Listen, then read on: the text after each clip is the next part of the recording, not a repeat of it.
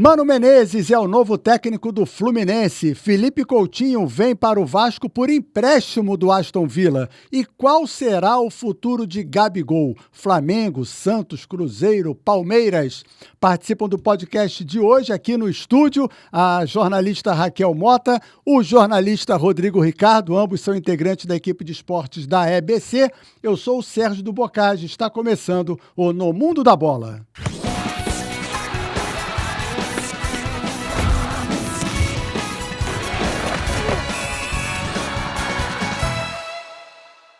Satisfação recebê-los mais uma vez, Raquel, Rodrigo. Rodrigo, eu começo por você. Uma surpresa aí a mudança da negociação do Coutinho. Vinha em definitivo, agora vem por empréstimo para o Vasco. O que muda? Salve Bocage, salve Raquel, salve todos os nossos queridos internautas. O que muda eu acho que é só o modelo de negócio. Eu acho que o empréstimo é algo que estava mais fácil até pelo Vasco, questão financeira, viabilização. E o Vasco está aceitando tudo, está aceitando inclusive contratar o Alex Teixeira e o Souza também. O que você achou disso? Acho estranho, sei que tem uma questão afetiva entre eles, todos são ex-jogadores da base do Vasco, querem encerrar suas carreiras onde começaram. Talvez dê certo. Porque o Vasco está apostando, ou seja, no time principal hoje tem a aposta no Rafael Paiva, que era o técnico do Sub-20. Ele, melhor do que ninguém, conhece quem está na base, quem pode já ter uma oportunidade. E aí vem essas ex-revelações, né? Essa ex-base, né? Esses que já são veteranos. E tem história no clube. Tem história no clube, pode dar. Pode sim, o Vasco precisa de reforços nesse momento. Essa janela... vamos ver como é que o Rafael vai terminar até fechar essa janela aí de julho, da data FIFA. E vamos ver se o Vasco consegue, pelo menos, sair desse Z4 e, de repente, beliscar. Não entrou. Tá perto, tá rondando. E quem sabe ficar numa zona mais intermediária e a sua torcida não sofrer tanto. Porque era uma coisa, Raquel, que estava acontecendo no Vasco desde a chegada da empresa, é que é o não uso da base. Pois é. Olá, Bocage, todo mundo que nos acompanha. Pois é, mas aí o Rafael Paiva veio e mudou um pouco isso, né? E é interessante perceber como a base geralmente chega com um gás, chega com um espírito novo, ajuda a rejuvenescer, né? Óbvio, são os meninos mais novos, mas é interessante como esses moleques se colocam também diante dos já famosos jogadores. Eu acho muito bom você colocar esses meninos da base junto com o profissional. Ajuda, né, no crescimento deles enquanto profissional, mas também dá aquela revigorada para os que já estão acostumados lá a jogar na linha. O Payet, no Vasco, ainda tem espaço para ele? Tem espaço. No último jogo ele saiu um pouco nervoso, mas foi uma situação atípica, né? Porque havia uma programação, justamente por ele ser um jogador já de 35 anos, vindo de lesão. Então havia uma minutagem, um plano de minutos para ele jogar. Teve que se antecipar por conta da contusão do Estrela, que é uma dessas joias aí da base que está chegando. Mas no segundo tempo ele foi substituído e ficou chateado, e chutou o banco de reservas. O Rafael até teve a habilidade de dizer, não, eu gosto de jogador assim, insatisfeito, mostra que ele quer jogar, mas seguiu o plano. É uma questão técnica, que não é só do técnico, é um plano feito junto com o departamento médico, fisiologistas, fisioterapeutas, enfim. Ele não gostou porque todo jogador gosta de jogar, é natural, mas fominha. Vamos combinar, essa história de minutagem é uma bobagem, né? Mas foi feio, eu acho, a reação dele, né? Chutar o banco. Ninguém quer sair, né? Ninguém quer sair, mas pode reagir de outra maneira, né? Dar exemplo, já que são ídolos. Pois é. Falando em sair em ídolo, e o Gabigol? O Flamengo fez certo em afastá-lo, ele não pode chegar a 7 jogos. Então, como não está definida a situação dele, eu entendo que foi até uma parte, digamos, respeitosa, que foi que o Marcos Braz colocou, de deixar o Gabigol fora, né? Não levar para o jogo do Cruzeiro e também não vai levar para o jogo do Atlético Mineiro, que vai ser agora nessa quarta. Porque o Gabigol não se definiu, né? O empresário dele não se definiu, tem outros clubes em jogo. Então, mas não é ele não, né? Ele já se definiu que ele não quer renovar por esse valor. Pois é, porque a proposta que ele fez pro Flamengo... Os outros é que não se definiram. Sim, a proposta que ele fez pro Flamengo... Quer dizer, a proposta que o Flamengo fez a ele não interessou, né? E aí o Landim fez aquela declaração, enfim. Mas o Flamengo acho que ele não continua, a não ser que ele diminua o que ele pediu. Aí talvez ele permaneça no Flamengo e se não aparecer nenhuma proposta que esteja no interesse dele. Eu, sinceramente, acho que se o Santos fizer uma boa proposta agora, nessa janela de transferência, ele sai e volta pro Santos. Pra Série B? Pra Série B. Mas, não sei, né? Acho que pro ego do Gabigol, talvez não olhe. Mas ele tem uma história também com o clube, né? Com o Santos. E aí, de repente, ele pode ser, digamos, o salvador do time na Série B. Ainda que o Santos não esteja ruim e tal, né? Seja aquilo dentro do esperado. Mas vamos ver. Pra mim, não é uma novela ainda que tem o final. E eu acho que não vai ter um final feliz também, independente pra onde ele for. O que fica claro é que o Gabigol está sendo negociado para alguém dentro do mercado brasileiro. Pelo menos se espera, né? Por isso esse cuidado do Flamengo, que também não quer sair de mãos abanando, quer ganhar alguma coisa com a saída do Gabigol. Não acredito que o Gabigol vá para o Santos. Eu apostaria no Palmeiras. Porque é o que o time. O Cruzeiro, né? Também. Ou o Cruzeiro, que está aí também, né, no mercado, fazendo grandes contratações. Seria o Cruzeiro, Palmeiras. Porque o Corinthians não tem dinheiro. Corinthians... A menos que surja um patrocinador louco aí. O Corinthians está muito confuso, né? Apesar de ter tido aquela questão lá com a camisa, aquele flerte. Mas eu aposto mais no Palmeiras. Eu acho que tem a ver. O Palmeiras pode se dar bem, ele pode construir uma nova história. Acho que o Palmeiras é um time que pede um centroavante com as características até porque o Endrick também está saindo, né? Sim. Já saiu, né? Já está no Real Madrid. Agora, no Flamengo não fica. Quer jogar, né? A gente acabou de falar. Todo jogador quer jogar, todo jogador é fominha. Ainda mais essas estrelas que gostam de jogar. E não vai ser uma reserva de luxo no Flamengo, né? Ou seja, eu acho que a história dele no Flamengo. Até porque ele sonha com seleção brasileira também. Onde não tem espaço. Ele tem espaço na seleção, Gabigol? No esquema hoje, acho difícil. No esquema do Dorival hoje, não, muito difícil. Antes dele, inclusive, tem o Pedro, né? Então. Eu acho que Pedro deveria estar na seleção. Exato. Não sei se foi um acordo, porque o Flamengo já seria muito desfalcado, né? Tá sem 5 jogadores. Não sei se rolou essa conversa do Dorival com os dirigentes do Flamengo, mas o Pedro teria espaço, certamente. A seleção não tem um centroavante como ele. O Endrick ainda é novo, é jovem. Sim, tanto que ele é banco, né? Exatamente. O Gabigol era para ser o substituto do Zico na idolatria. Só, né? E aí ainda pediu para usar a camisa 10, que eu achei isso vergonhoso, fui sempre contra. Ele está saindo e passando a ser considerado um Nunes mais midiático, como artilheiro de decisão? Então, fala aí. Não, Raquel. Gostou, né? Eu nunca tinha ouvido essa. Não, eu pensei nisso ontem. O Gabigol deixa de ser um Zico para virar um Nunes. Mas assim... São histórias, né, construídas dentro do Flamengo. Mas o que... Construídas e destruídas. Então, que era o que eu ia desculpa. Complementar. Porque o Gabigol tá saindo de uma forma muito triste do Flamengo. Eu não sei se ele seria, digamos, um novo Nunes. Eu acho que ele seria o Gabigol. É uma outra história que ele construiu no Flamengo. Porque até como o Nunes ele é menor. Então, por isso que ele é o Gabigol. Ele não é do tamanho do Nunes e do Zico. Ele é o Gabigol. Ele tem uma história, ele trouxe um título da Libertadores que o Flamengo não tinha há muito tempo. Ele participou daquele Campeonato Brasileiro. Mas ele é o Gabigol. Ele não tem a história que tem no Flamengo como o Nunes, como o Leandro, como o Zico.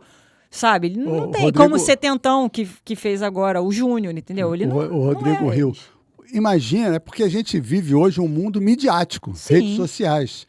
Imagina aquele time do Flamengo de 81, 82 nas redes sociais. É que o Nunes não tem o jeito de ser do Gabigol. Claro que não, muito diferente.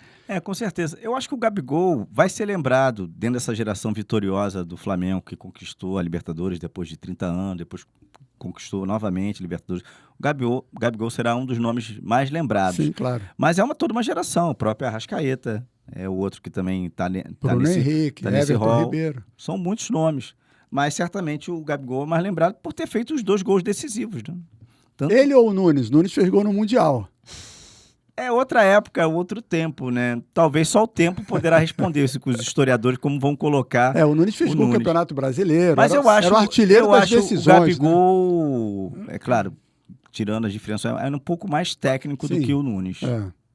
Então, mas por isso que eu tô falando. A história do Gabigol. O estilo de jogo do Nunes era mais o Pedro. Era o centroavante de área. O cara que estava lá na hora certa, no momento certo, se posicionava. Estava com o Zico, né? Então, mas era outro Flamengo também, de um outro momento e uma outra história. E ainda que fosse aquele Veja Flamengo... só, eu não estou nem comparando eu Nunes entendi. com Gabigol. É a história em si. É a história, exatamente. O posicionamento, que se existisse... Desempenho. Claro, então. Mas ainda eu vejo, se fosse um Flamengo daquela época, com a mídia que se tem hoje, eu ainda acho que seria um Flamengo diferente. Por exemplo, o próprio Zico hoje.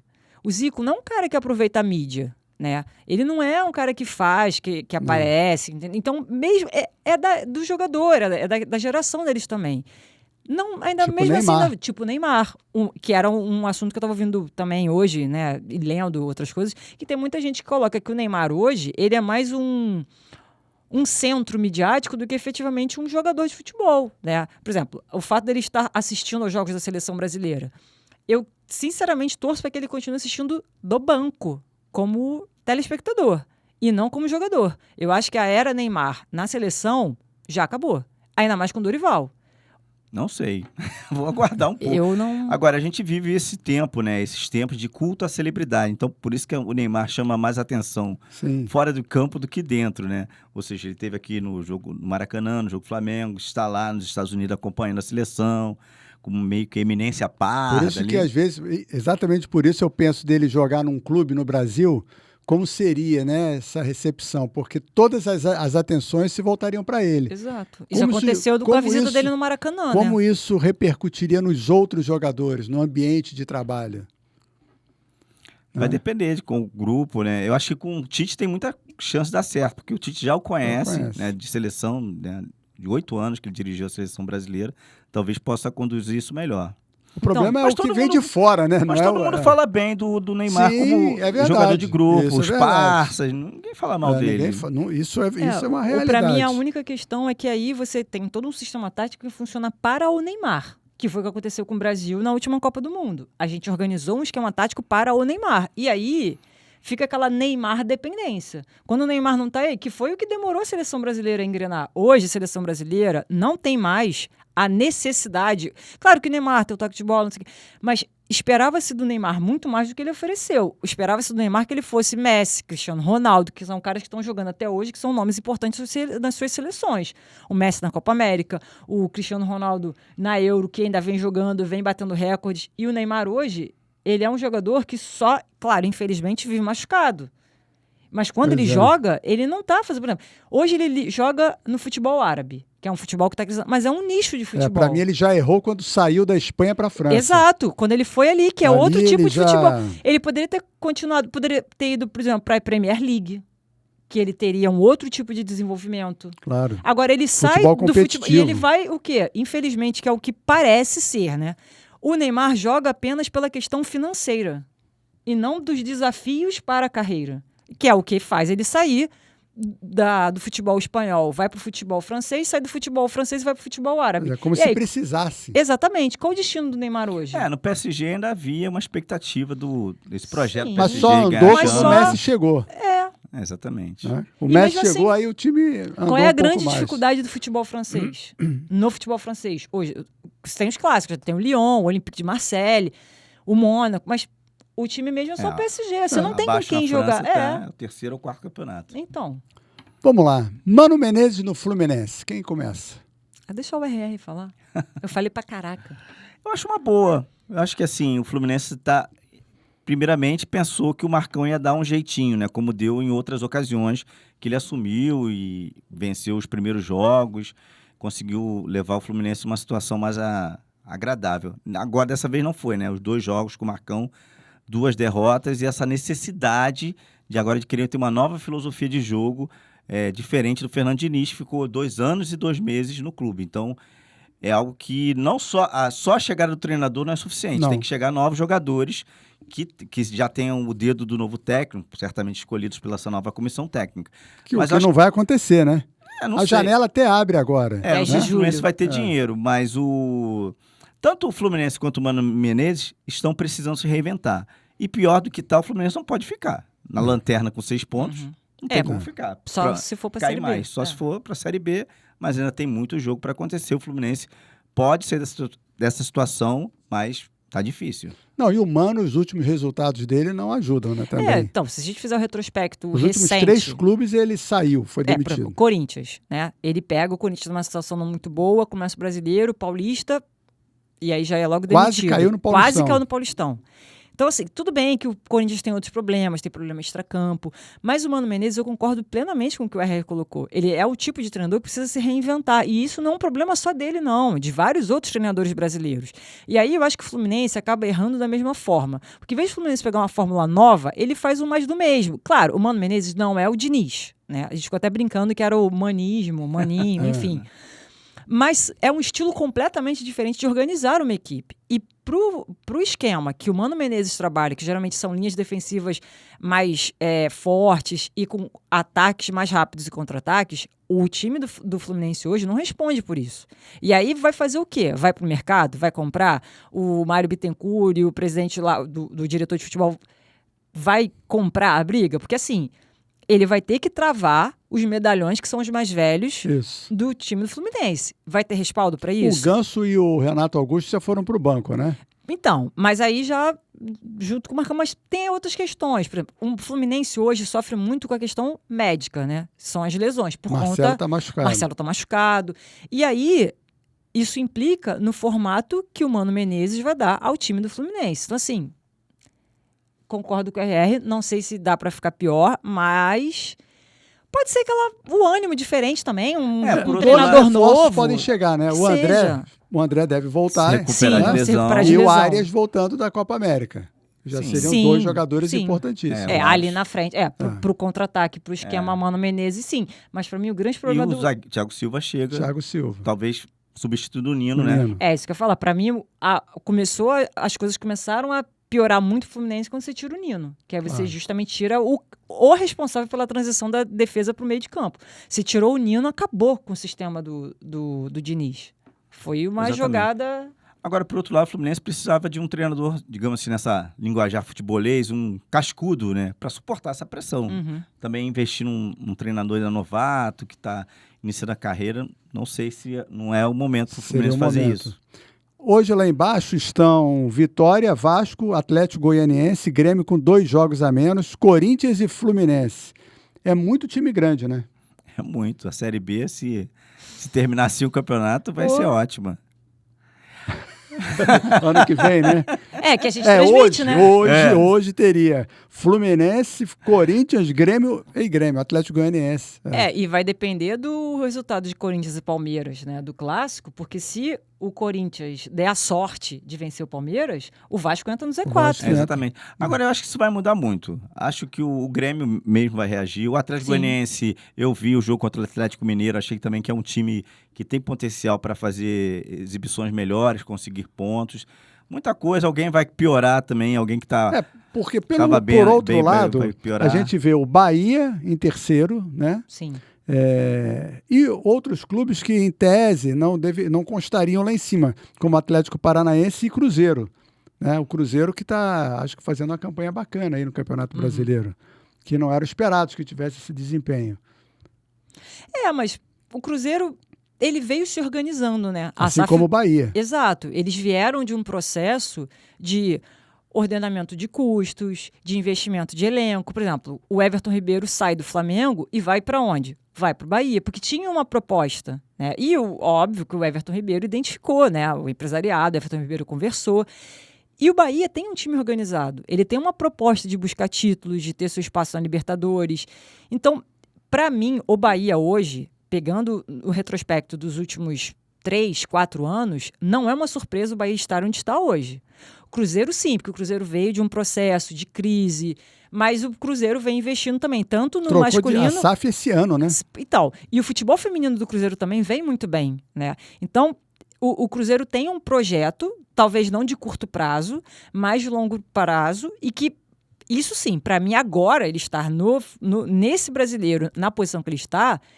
aí eu acho que realmente é uma surpresa, mas o Bahia não. O Cruzeiro é o que, teoricamente, né, tem mais animação para essa segunda janela, com os reforços que já foram contratados, com esse novo presidente, que é um cruzeirense fanático, você tem homenagem a ele, empresário, tudo bem.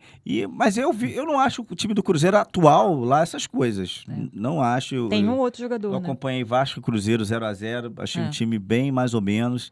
E quanto o Flamengo ontem até jogou um pouco melhor. Então, eu vi várias pessoas dizendo que é o melhor jogador do Brasileirão, o camisa 10 do Cruzeiro. Matheus Pereira. Tem o Verón também, né? Que teve contrato renovado recentemente, né?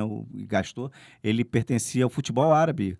O Cruzeiro desembolsou acho que 5 milhões de euros para renovar o contrato esse ano. E falando em grana, o Botafogo contratou o Thiago Almada, um meia argentino, 123 milhões de reais, e com isso o Botafogo é o time que mais investiu em reforços agora em 2024, mais de 260 milhões. Isso faz do Botafogo potencial campeão? Potencial campeão, não, potencial favorito, mas campeão, eu não sei se o Botafogo, mesmo com esses reforços, com as outras competições começando a acontecer, o Thiago Almada é um grande reforço. O Arthur Jorge tem um time organizado, mas tem alguma coisa no Botafogo que não está encaixando. É o ataque, né? É o ataque. Coisa ali que... É o ataque, né? Eu já até comentei isso, que o Júnior Santos perde muito gol, o Tiquinho Soares viveu esse processo aí de luto com o pai, agora parece estar com a cabeça mais no lugar, mas o ataque do Botafogo, aquela conclusão sempre falha, né? Teve um empate com o Vasco, foi um clássico, aí eu já até coloco um jogo atípico. Mas o Botafogo, fora de casa. O Botafogo vai estar próximo ali de Palmeiras, do Flamengo. Flamengo ganhando uma gordurinha agora, né? Eu continuo apostando que o Flamengo é o favorito ao campeonato. Ainda mais com a Copa América passando e ele ainda lá em cima. Porque no pior momento dele, que seria agora, que está com esses desfalques todos, conseguindo vencer, conseguindo se manter na ponta, líder isolado, e até abrindo alguma vantagem. Nem o Flamengo esperava. Nem o Flamengo esperava. Porque se você pegar o que o Landim colocou e o Braz também, a situação de, porque a gente vai perder muito jogador. Eu também acho que nem o Flamengo esperava. E o estilo do Tite, né? Eu sempre achei que o Tite é um bom técnico de pontos corridos, técnico de regularidade, né? De método, de maratona, que é o Campeonato Brasileiro. Ele é um bom treinador. Esse Thiago Almada, ele já teve uma questão envolvendo um suposto abuso coletivo contra uma mulher, uma denúncia a ele na Espanha, você soube disso? Sim. E, recentemente, também um gesto racista na comemoração de um gol nos Estados Unidos. O suposto abuso sexual, ele foi absolvido. Porque não tinha prova suficiente contra ele. E o gesto racista, ele se desculpou. Mas já chega com dois carimbos, né? No momento de futebol midiático, o Almada já vira o centro das atenções, né? E aí, isso pode trazer um problema para o Botafogo, que já tem a torcida que fala, mas tudo acontece com o Botafogo. Porque o Botafogo também não tem, digamos, se fosse no Corinthians, né, como aconteceu com outros casos, eu acho que o problema seria maior. Tanto que isso não foi nem um tema que foi colocado pelo próprio Botafogo. Isso não veio à tona. Não sei como ele vai se portar, né? Mas eu acho que a torcida deveria se posicionar de alguma forma. Claro que você tem esse processo de investigação, de suposto abuso, mas os atos racistas, numa era em que você tem o Vini Júnior como um dos principais nomes, né, na campanha antirracista, já complica bastante, né? Então tem que ver como é que o Botafogo vai se posicionar e como é que eles vão conversar diante do elenco em função disso, porque é complicado se chegar com um jogador já com uma pecha dessa no elenco. Você que é o nosso poeta, nosso comentarista culto. Eu acho que essas coisas não são mais admissíveis no futebol, né? O jogador de futebol como ídolo, né? Por mais que seja um craque dentro de campo, ele tem que ter uma postura fora de campo condizente com uma cidadania global hoje, né? O racismo totalmente condenável no futebol, cada vez mais condenável e cada vez não vai se aceitar mais isso. Já, não sei como é que foi esse pedido de desculpas dele, mas se ele fizer aqui no Brasil, aí eu acho que não vai ter perdão. Bom, hoje, 1º de julho, novas regras no futebol. São 5. Algumas passáveis, né? Mas entre elas, a substituição por concussão, que já está sendo aplicada na Copa América, direito a mais uma substituição além das 5. O capitão deve usar uma identificação no campo, uma abraçadeira, a grande maioria já usa, agora é obrigatório, não entendi muito bem. O jogador é responsável pelo uso e tamanho das caneleiras. A infração de toque de mão dentro da área deve ser entendida como qualquer outra infração. Eu digo a vocês que eu fiz todo tipo de pesquisa, o que isso significa dizer, mas o resumo da regra é essa e não explicam nada mais além disso. O cartão azul não vai ser aplicado, que seria o jogador fora de campo por 10 minutos.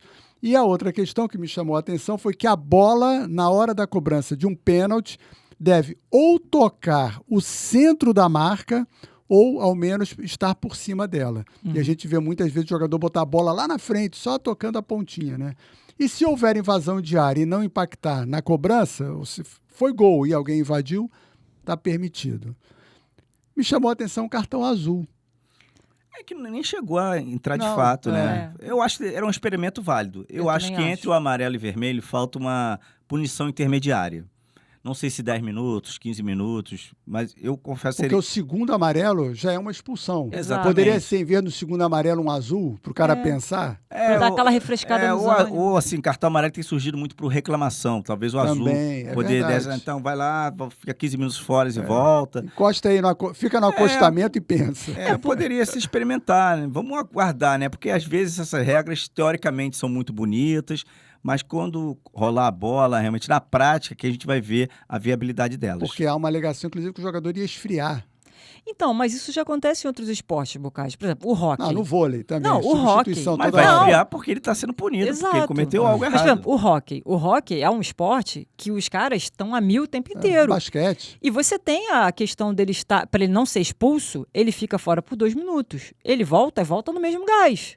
E muitas vezes ele não é expulso porque 2 naquele não são momento... 10, né? Exato. Não é, mas é por causa da dinâmica do jogo. Você não sim. pode pegar os quartos dos tempos de hóquei e colocar como os 2 tempos de 45 minutos do futebol. Mas assim como o futsal também, que você tem um jogador que fica fora, que depois retorna. O futsal é super corrido. E mesmo assim o jogador fica basquete fora. e vôlei também. Exatamente. Então assim, eu coloquei que são esses esportes que são mais dinâmicos, mais rápidos, porque pro futebol, muitas vezes, o jogador, ele fica em campo, ele dá um trotezinho aqui, dá um trotezinho ali, mas ele tá, digamos, não precisa estar numa correria o tempo inteiro, como é no hóquei, como é no futebol de salão. Tem jogador que fica parado, inclusive. Fica só esperando o momento, fica no banheirão, entendeu? Mas eu vejo... Lembrou de alguém? Não, é que tem um estudo que diz que o jogador, em média, a bola passa pelos pés dele em 2 ou 3 minutos no só. máximo. Então, Em 45 minutos. claro que ele tem que... Muitos jogadores, o papel principal é fora do campo, fora da bola ali, né? Como é que ele se movimenta, que é um dos papéis do Endrick no Palmeiras, como ele fazia, enfim. O Paquetá também faz na seleção, mas por isso que os 10 minutos seriam importantes antes da expulsão. Eu apoio, mas infelizmente a CBF não quer, não passou. Não passou e a gente também não pode passar o tempo. Não. Rodrigo Ricardo, obrigado. Raquel Mota, obrigado. Sempre rápido. Obrigado a você que nos acompanha aqui no podcast do No Mundo da Bola. Compartilhe, se inscreva no canal, acione a notificação, mande mensagem. É sempre muito bom falar com vocês. Forte abraço.